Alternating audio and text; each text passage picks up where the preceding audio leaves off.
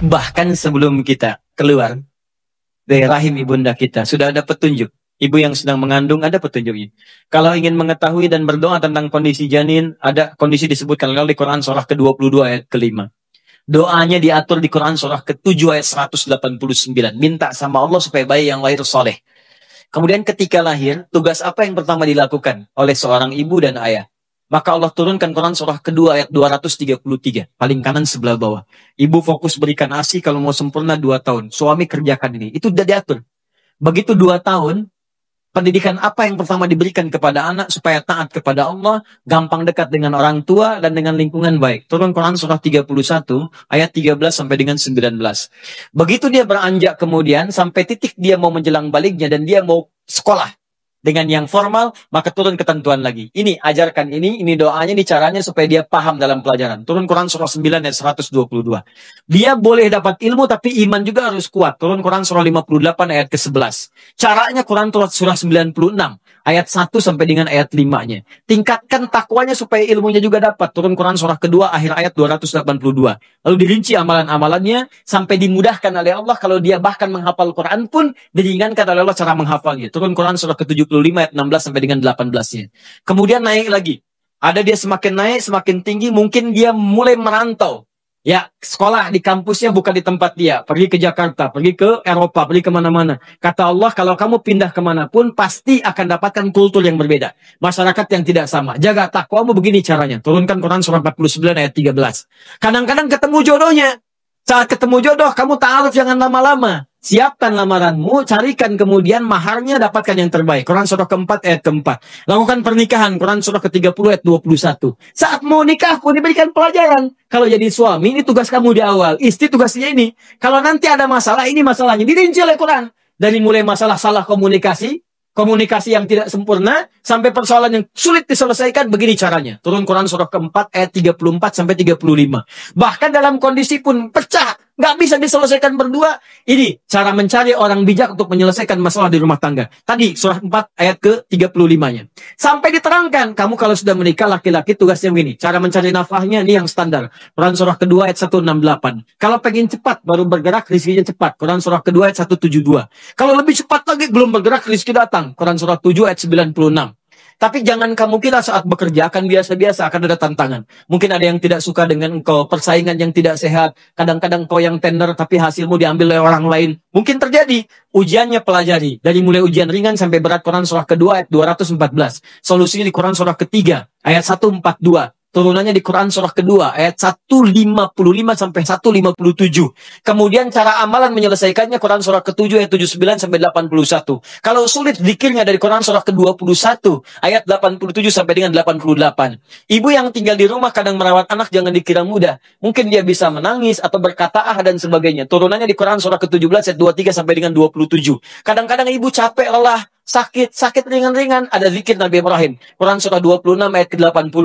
Kalau sakit ya kata dokter ini nggak bisa nih, nggak ada obatnya. Jangan percaya, pasti ada obatnya. Corona aja dalam sekian hari ada obatnya. Ya, aku turunkan kata Allah zikir Nabi Ayub. Yang kalau ada orang sakit nggak sembuh pun kata dokter, aku berikan kesembuhan yang sama seperti Ayub. Zikirnya di Quran surah 21 ayat 83 sampai 84. Sudah berumah tangga, belum ada tanda-tanda keturunan. Dokter mengatakan ini nggak bisa, nggak ada yang nggak bisa. Amalkan zikir Nabi Zakaria alaihissalam. Amalan di Quran surah ketiga 38 sampai 39. Doanya Quran surah 19 ayat 2 sampai dengan ayat 15-nya. Kemudian Anda beranjak lagi sampai kehidupan nyaman, usia 40 tahun sudah sukses, orang tua masih ada. Kata Allah, jangan cukupkan kesuksesanmu untuk dirimu sendiri. Bawa orang tua dalam kesuksesanmu. Minimal kamu doakan dia. Turun bimbingan Quran surah ke-46 ayat 15. Sampai Anda sudah semakin sepuh, jangan dikira kemudian Anda akan sadar selamanya. Mungkin ada yang kembali seperti kebiasaan anak kecilnya. Turun Quran surah ke-22 ayat yang kelimanya. Sampai di ujung senja Anda, jangan bayangkan Anda hidup selamanya. Anda mungkin akan wafat. Karena itu kata Allah, pelajari cara wafat. Anda mau ke sini buka peta. Peta ke Masjid Nurul Hidayah. Nyampe cepat. Anda mau meninggal, kok nggak dibuka petanya? Maka Allah turunkan peta kewafatan. Peta sakaratul maut. Ya diturunkan caranya. Kalau ingin nikmat-nikmat, tenang, cara meninggalnya enak, buka Quran surah 89 ayat 27 sampai 30. Di situ ada cara husnul khatimah dengan panggilan ya ayat Tuhan nafsul mutmainnah. Kemudian kalau Anda tidak siap-siap dengan itu semua, maka resikonya tinggi. Bisa sambil dipukulin malaikat. Wah, pukul depannya, pukul belakangnya. Sampai masuk ke alam kuburnya, maaf, pelajari bagaimana persiapan ke alam kubur. Kalau ingin terang, nikmat, semua nikmat diberikan, saking gembiranya pengen mengatakan kepada keluarga tapi nggak bisa. Ayo cepat sini, di sini enak. Kalau bisa cepat nyusul ke sini. Pelajari Quran surah ketiga ayat 169 sampai 172-nya. Tapi kalau Anda sembarangan dan tidak disiapkan, Allah turunkan kisah Fir'aun. Kalau kamu pengen seperti Fir'aun, aku tampakkan neraka pagi dan petang di alam kuburmu. Buka Quran surah Al-Mu'min, surah ke-40 ayat 45 sampai dengan 46-nya. Anda berkata tentang ya Allah bagaimana setelah alam kubur terjadi ada kiamat, diturunkan bimbingan tentang kiamat satu surah sekaligus. Surah ke-75 supaya kita siap-siap dengan keadaan itu walaupun kita mungkin wafat sebelum itu terjadi kalau benar-benar beriman kepada Allah. Kemudian ya Allah bagaimana di akhirat nanti hisab? Kamu nggak usah pikirkan hisab, nanti akan ringan. Yang kamu pikirkan surga mana yang kamu masuki. Aku turunkan 4 di surga. Siapkan kurikulumnya di dunia. Bapak Ibu mau ke surga yang mana? Ada surga kelas pertama bersama Nabi dan Rasul. Orang-orang soleh, para syuhada, para siddiqin. Amalannya di Quran, surah keempat ayat 69. Anda ingin di taman surga, semua kenikmatan Anda yang langsung berikan Allah tanpa perantara. Nikmatnya taman surga, punya rumah dekat tamannya langsung. Amalannya bagus, turunkan di Quran surah 51 ayat 15 sampai 23. Saya ingin surga yang luas ya Allah, boleh. Saya siapkan seluas langit dan bumi. Amalannya di Quran surah 3 ayat 133 sampai dengan 134. Ya Allah, saya nggak mau milih-milih, yang penting ke surga. Yang penting ke surga ya Allah.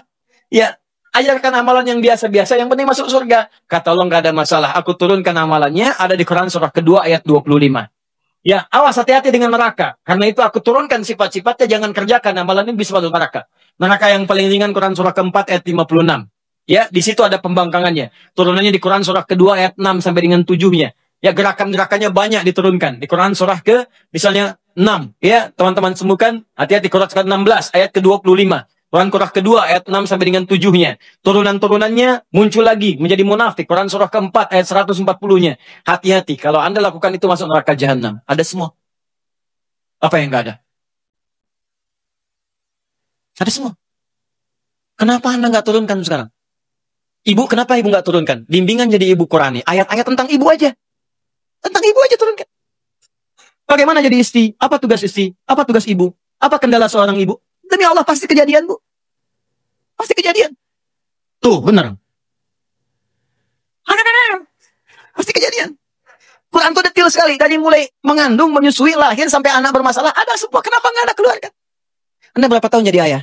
Kenapa nggak dikeluarkan bimbingan jadi ayah? Kenapa nggak dikeluarkan bimbingan nafkah? Ada semua. Kalau kita susah, yang salah bukan Allah. Allah pun sudah jawab. Di akhir ayat Quran surah kedua, akhir ayat 185. Yuridullahu bikumul yusra, wala yuridu bikumul usra. Kata Allah, Allah menginginkan semuanya mudah, bukan susah. Jadi kalau Anda hidup susah, yang salah bukan Allah. Anda sendiri yang nggak baca petunjuknya. Jangan salahkan Allah. Kenapa saya begini ya Allah? Bukan saya, Cepi, kamu yang salah. Kenapa kamu nggak baca? Aku turunkan, aku paksa bahkan. Makanya wajib itu dipaksa. Bahkan diancam dengan dosa itu. Kalau kamu kerjakan dosa, sebetulnya yang penting bukan dosanya. Yang penting itu Allah menginginkan rahmatnya. Karena rahmat Allah melebihi iqabnya. Itu poinnya. Kayak itu sekarang yuk, mendekat kepada Quran. Baca dulu, karena membaca itu pengantar untuk paham. Setelah itu ngaji, tilawah. Ya, jangan tinggi-tinggi dulu, Pak. Jangan tinggi-tinggi. Yang kita kerjakan ya harian. Antum apa nih aktivitasnya? Pebisnis. Keluarkan ayat bisnis. Buka hadisnya. Antum di birokrasi, keluarkan ayat birokrasi. Ada kok ayat pemerintahan. Diplomasi ada, makanya diplomat kita ulung semua. Ya, Amr bin As itu dari Afrika Utara, dari Mesir ke Syam. Diplomasi jalan itu, diplomasi ekspedisi itu. Itu muslim semua setelah itu, maju semua. Silahkan cek sekarang. Mesir, Libya, Tunisia, Maroko, Aljazair, sampai ke Syam. Ya, Jordania, Palestina, Syria, Lebanon, muslim semua. Bukan karena muslimnya, maju juga pada saat itu. Ini informasi aja ya. Dulu zaman itu, Afrika Utara itu provinsi. Afrika Utara, provinsi. Sampai ke masa gubernurnya Musa bin Nusayr, jenderalnya Tariq bin Ziyad. Yaman, provinsi. Gubernurnya Mu'adz bin Jabal, provinsi. Sekarang jadi negara. Dan makmur semua. Spanyol dulu, Andalusia, kiblatnya Eropa. Kita mendambakan itu. Dan kita itu muslim paling besar di dunia. Tapi mana isi Qurannya? Dan itu disupport oleh undang-undang kita juga. Itu bahkan negara pun undang-undangnya mensupport kita. Supaya kita soleh. Coba buka pasal 29 ayat 2. Ayo ngajinya, pakai undang-undangnya. Negara menjamin kemerdekaan tiap-tiap penduduk untuk memeluk agamanya masing-masing dan beribadah menurut agama dan kepercayaannya itu. Dijamin oleh negara. Makanya kita ngaji, ini kan ibadah. Negara menjamin kita ngaji. Baca Quran dijamin. Sholat dijamin. Makanya negara bikin depak. Depak gitu, kalau Anda lihat sejarahnya, Kemenak itu apresiasi negara kepada umat Islam. Dibikinlah depak. Buka sejarahnya. Karena kita toleran. Bukan cuma Islam saja. Ada saudara-saudara kita sebangsa di sini. Ada yang Kristen, ada yang Hindu, yang Buddha. Maka dibikin, kemudian divisi-divisi di situ. Ya, dirjennya ini, ininya ini. Ada bagian direktorat yang Muslim, direktorat yang Kristen, yang Hindu, yang Buddha. Supaya kita bisa sebangsa setelah akhir berhubungan dengan baik. Toleransi yang paling indah. Tapi keislaman kita dijamin. Dan kita pun gak boleh ganggu saudara kita yang lain. Jadi jangan ganggu kalau ada orang mau ibadah ke gereja, biarkan. Ya, di pura biarkan. Hormati mereka. Lakum dinukum waliyadin. Tapi menghormati itu juga tidak harus ikut-ikutan. Wah, ini orang lagi ibadah kok azan di gereja yang gak nyambung. Hormati. Kita pun menghormati. Dan disitulah hidup bertoleransi yang paling indah. Jadi itu Bapak Ibu sekalian. Kalau ingin mendapatkan itu semua, maka mendekatlah kepada Allah dengan banyak menunaikan sholat. Kemudian banyak bertilawah Al-Quran.